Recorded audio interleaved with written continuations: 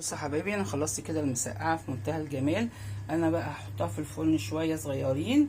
وتفضلوا معايا ولايك وشير حبايبي عشان تشوفوا كل حاجه جديده عندي. واشوفكم دايما على خير في وصفه جديده. باي باي. طيب عاملين ايه؟ اخباركم ايه؟ النهارده بقى هنعمل مسقعه.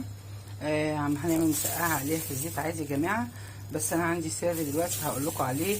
البتنجان ما يشربش زيت معانا ولا ويتقرمش ويبقى كويس قوي. ماشي، هقول لكم على ايه. انا معايا معلقه ملح ومعلقه سكر. ماشي، انا بحطهم كده على البتنجان، واخدين بالكم. ومعايا معلقه الخل بقى الجميله دي. انا هنقعهم كده شويه، اخليهم ينزلوا ميتهم. ثانيه واحده ينزلوا ميتهم. بصوا معلقه خل اهي، الخل اهو بحطه كده شويه. الخل بقى بينزل الميه وبينشف البتنجان وما يخلينا وما بيشربش زيت يا جماعه. جميله جدا، وجربوا الطريقه دي. طبعا انتوا عارفين ان انا كل حاجه حتى بسيطه بقول لكم عليها.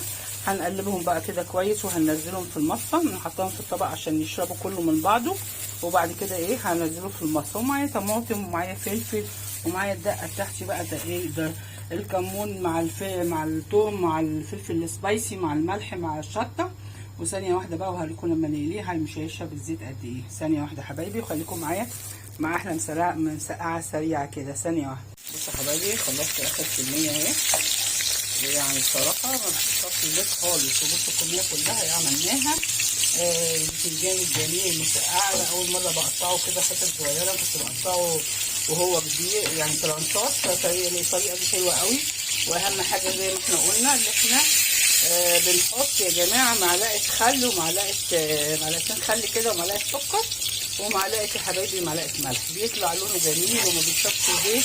عايزه اقول لكم الطاسه دي من اول كيلو بتنجان كيلو وربع معايا من ساعه ما انا عملته وهو الزيت موجود. فحلوه قوي الطريقه دي يا جماعه. وادي الصلصه بتاعتي سبكتها وحطيت لها معلقه ثوم بقى من الدقه اللي انا عاملاها. معلقه ثوم وشطه وسبايسي قرن فلفل وكمون وكزبره وملح وفلفل يا حبايبي. وثانيه واحده بقى وشويه خل. ماشي، وخليكم معايا يا حبايبي. مر على طول ده مفيش يعني ما خدش 5 دقايق واحمر البتنجان الجميل اللي هو بأسرار مطبخي بقى ولونه وردي وجميل ده. معلقه ملح معلقتين خل كده حلوين. بنحطهم عليهم وننقعهم شويه وبنصفيه. ساعات برضه يا جماعه الواحد بيحب الحاجات المقليه بقى. الولاد قالوا لي احنا عايزين مسقعه، فاحنا قالوا لي لا ما تعملهالناش، لازم نديها لنا في الزيت. فكده برضه الطريقه دي حلوه قوي. وما بتشربش زيت كتير. وجربوا زي ما انتم عارفين ان انا كل حاجه بحب وراها. الطماطم هي شغاله. وثانيه واحده. بصوا يا حبايبي، انا خلصت بقى المسقعه قليتها كلها. حطيت الطماطم الاول. انا بحطها في الصينيه كده يا جماعه. انا ما بحبش احطه بقى ايه.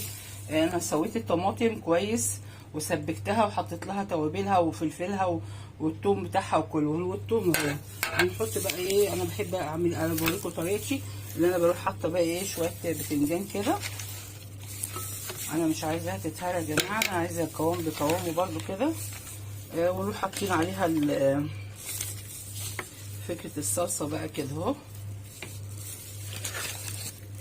بصوا طبق جميل وطبق شاهي وطبق في منتهى الجمال. هنزل عليه بقى بالصلصه كده كده كده كده كده.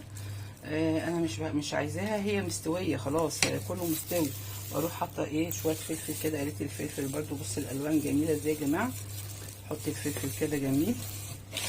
وهنزل بكميه الكلمه كده فوقها. وهي دي صينيه المسقعه بتاعتي الجميله اللي ما خدتش وقت مننا يا جماعه. بصوا ما خدتش وقت خالص اهي. هنظبطها بقى كده. نحط الصلصه على قدها اهي. والفلفل بقى اللي نحطه كده في الوش بقى جميل جميل. واروح حاطه لها بقى الدقه اللي انا حطاها دي. هحط معلقه واحده بس منها لان انا حطيت جزء منها في الطماطم يا جماعه. ودي شويه كده بقى دقه الثوم مع الكمون مع الكزبره بقى مع الحاجات الجميله دي. ونقرن الفلفل السبايسي. وهي دي المسقعه بتاعتي. وبرده جميله وبتتقدم مع اي حاجه بقى، وانا قلت بقى اوريها لكم كده في منتهى الجمال وتفتح النفس وجميله جدا. ولايك وشير حبايبي عشان تشوفوا كل حاجه جديده عندي بعملها. واشوفكم دايما على خير في وصفه جديده. باي باي.